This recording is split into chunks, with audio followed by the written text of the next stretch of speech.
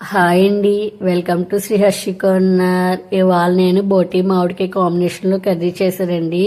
బోటి నచ్చిన వాళ్ళు కూడా ఇలా ఈ కాంబినేషన్లో చేస్తే చాలా ఇష్టంగా అయితే తింటారండి. చాలా బాగుంటుందండి బోటి మామిడికాయ కాంబినేషన్.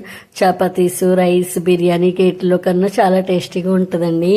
బోటి క్లీన్ చేసుకోవడం కొంచెం కష్టంగా ఉంటుంది కదండి. ముందుగా వేడి నీళ్ళు పెట్టుకుని బాగా మరిగించుకుని మనం బయట నుంచి తెచ్చుకున్న బోటి అందులో వేసుకుని దాని పై స్కిన్ అంతా తీసుకుని చిన్న చిన్న ముక్కల కింద అయితే కోసుకుని పక్కకు పెట్టుకోండి.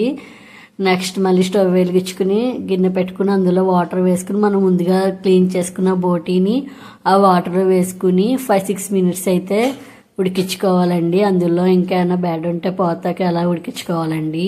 ఉడికిన తర్వాత మామిడికాయలు తీసుకుని దానిపైన తొక్క తీసేసి చిన్న చిన్న ముక్కలకైంది అయితే కోసుకోండి. కోసుకున్నాక స్టవ్ వెలిగించుకుని బాండీ పెట్టుకుని అందులో ఉల్లిపాయలు కుక్కర్ పెట్టుకోవాలండి. ఉల్లిపాయలు, పచ్చిమిరపకాయలు వేసుకుని అవి గోల్డెన్ కలర్ వచ్చే వరకు వేపుకోవాలండి.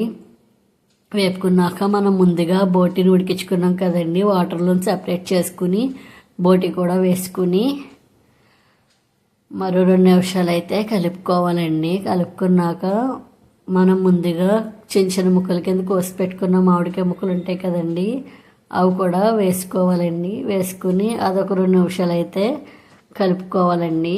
ఇంకా నా ఛానల్ ఎవరైనా సబ్స్క్రైబ్ చేసుకోకపోతే సబ్స్క్రైబ్ చేసుకోండి, లైక్ చేయండి, ఫ్రెండ్స్ అండ్ ఫ్యామిలీ మెంబర్స్కి షేర్ చేయండి. అలాగే అల్లం వెల్లుల్లి పేస్ట్, అల్లం వెల్లుల్లి, జీలకర్ర, ధనియాలు, దాల్చిన చెక్క, లవంగ, యాలక్కాయలు అన్నీ వేసుకుని పేస్ట్ చేసుకోవాలండి. చికెన్ కర్రీకి ఎలాగైతే మసాలా తయారు చేసుకుంటారో ఆ టైప్లో తయారు చేసుకుని 2 టీ స్పూన్స్ అయితే వేసుకోండి. రుచికి తగిన సాల్ట్ వేయండి, కారం వేసుకోండి.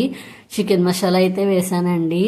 వేసాక ఒక 5 నిమిషాలు సిమ్లో పెట్టుకుని అయితే కలుపుకుని సిమ్లో పెట్టుకుని మూత పెట్టుకుని క్లోజ్ చేయండి ఉడికేదాకా.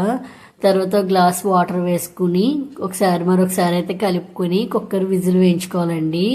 5-6 విజిల్ వేయించుకుంటే మొక్క అయితే చాలా మెత్తగా ఉడుకుతుంది. పిల్లలు కూడా ఈజీగా తింటాకుంటుందండి విజిల్ ఎక్కువ వేయించుకుంటే. ఉడికాక విజిల్ వేసాక మూత తీసుకుంటే ఎక్కువ వాటర్ కనుక ఉంటే కొద్దిగా ఇంకేదాకా ఉడికించుకోండి, స్టవ్ మీద ఉంచుకోండి. అదే వాటర్ లేకపోతే 1 నిమిషం ఉంచుకొని దింపేసుకోండి. వేడి రైస్లో అయితే వేసుకుంటుంటే సూపర్గా అయితే ఉంటుందండి. ఒకసారి ట్రై చేయండి.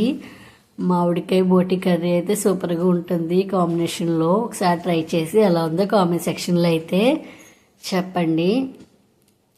అలాగే నా వీడియో చూస్తున్న వాళ్ళందరికీ థ్యాంక్ యూ సో మచ్ అండి. అలాగే వీడియోతో పాటు లైక్ కూడా చేయండి.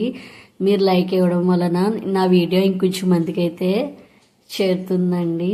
బాయ్ అండి. మరో వీడియోతో మీ ముందుకు వస్తాను.